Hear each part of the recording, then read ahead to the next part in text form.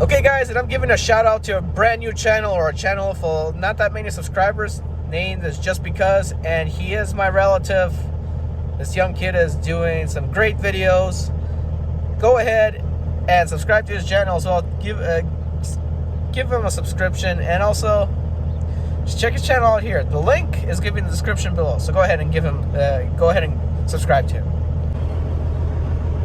Okay guys, and now it's time to go to today's video. Today's video is about how I almost went bankrupt being an owner-operator.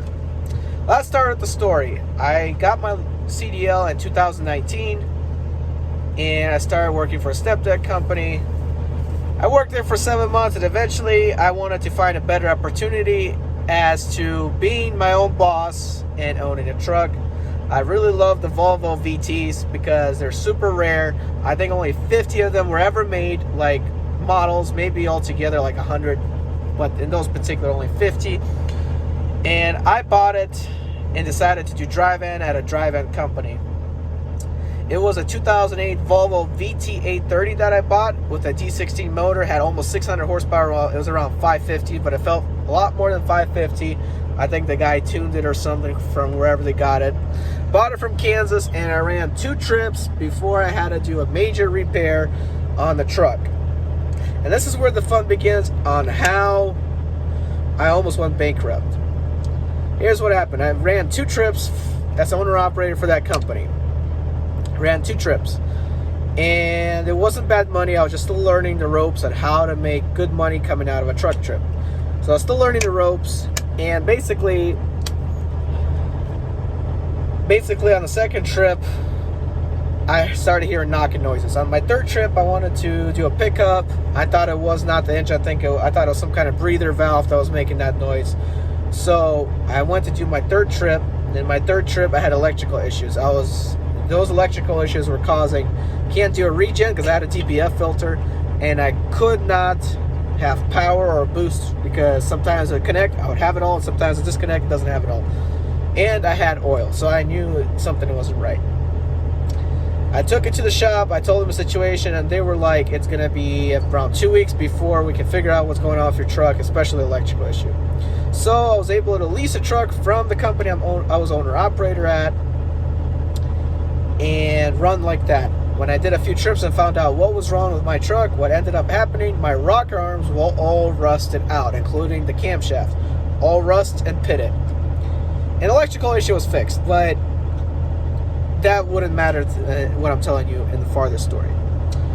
So basically, they were like, it's going to cost $10,000 to repair. I was like, I am not putting that much money in to repair that. So I took it to a mechanic in Columbia, from Spartanburg, South Carolina to Columbia, South Carolina.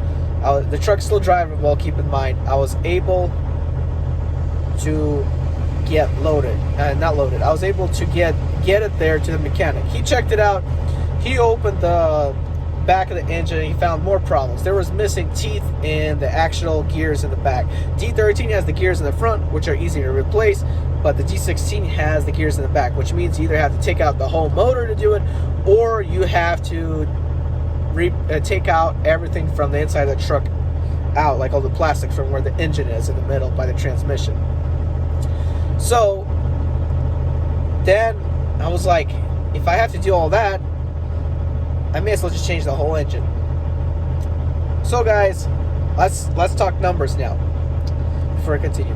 I spent $30,000 in the truck, $5,000 in basic maintenance of replacing shocks and everything. So I already spent $35,000. Okay, now we go back to the story. So I said that I needed a new engine. So I found another mechanic in Georgia, drove it to Georgia, truck's still drivable, and then I bought an engine from JJ Rebuilders. Bought the engine from JJ Rebuilders for around, with everything I spent, $15,000, and it would cost altogether around $22,000 to install with this mechanic. Really good mechanic. So 35 plus 22 is $57,000 already spent on the truck. Take it to Georgia. He replaces it. And in the meantime, I'm either a lease operator or I'm a company driver from the company where I'm owner operator at. I get the truck fixed. So I thought. I go to pick up the truck. As soon as I leave the shop, truck breaks down literally 5 minutes away from the shop. What happened was there was a stripped bolts on the bell housing of the transmission to connect to the truck's engine. So what ended up happening, I had to put another $5,000 in to fix that. So basically now we are at $62,000 spent on a truck. And keep in mind, we're not making that much money. I'm just barely making enough to basically take care of costs of repairs. We get the bell housing fixed. I pick up the truck in January or December just to realize that I can't get it started that good. The injectors are all out. They're not out, but they're have a bad seal, so they're leaking, and they're basically, you need new injectors. They're bad injectors. The whole truck is hard starting. So I had to spend another, I want to say, $4,000 on injectors. So basically now we're at $66,000 spent. 66. Spent $66,000 on the truck so far. Replaced the injectors, and then made one trip just for the DPF light to turn on. The truck cannot make a regen. Take it to a shop in Charlotte because all the mechanics are busy, and I found out that the truck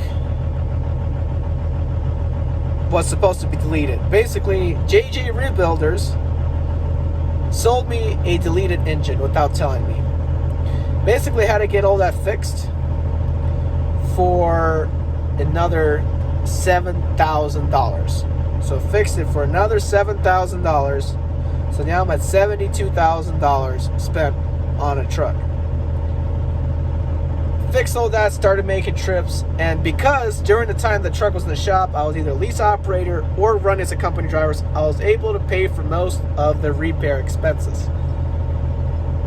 And I'm $72,000 in, and basically I ran a lot of trips. I ran probably a good 5-7 trips before the truck broke down again. This time, it was in one of my videos where I almost had to get towed out. It was bad. I don't know what was going on. I had to shake wires. Basically, I did not know what was going on with the truck. Wouldn't do a regen. It was shut. It was almost shutting off, saying low oil pressure, no oil pressure. It was all kinds of wacky stuff. Take it to a mechanic in Georgia. Came to find out my computer went out on the truck. And that cost about another $3,000. So basically, total truck spent and repairs was $75,000. And here's why I almost went bankrupt. Because the only thing that I had to pay for was the computer. Another about $3,000. Because I already, with the trips that I ran, I already paid off all the repair bills. And basically what ended up happening is there was no more good loads after that. I couldn't find any stable income after that because the truck, just for the computer diagnosis, because it was taking forever to find out what was causing the issue, took about a month and a half. So by the time I got the truck back, there was no point in me going back to being owner operator, and I ended up selling the truck for exactly the same price I bought it for, which is $30,000. Otherwise, I would have went bankrupt. And basically, guys, I came out almost even. I only lost $2,000. You might say I lost $45,000, but I don't count that because I already paid off all the repair bills. So basically, I came out pretty much even, but at least I didn't go bankrupt, and now I'm back trucking, and hopefully someday I can be back up there and go on my own again. But because of a lemon truck, I almost went bankrupt. Not canceled. Guys, I'm Eddie B. 2004 turn right.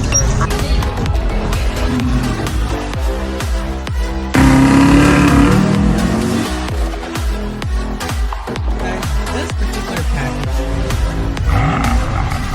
driving attempt on the 6 Series.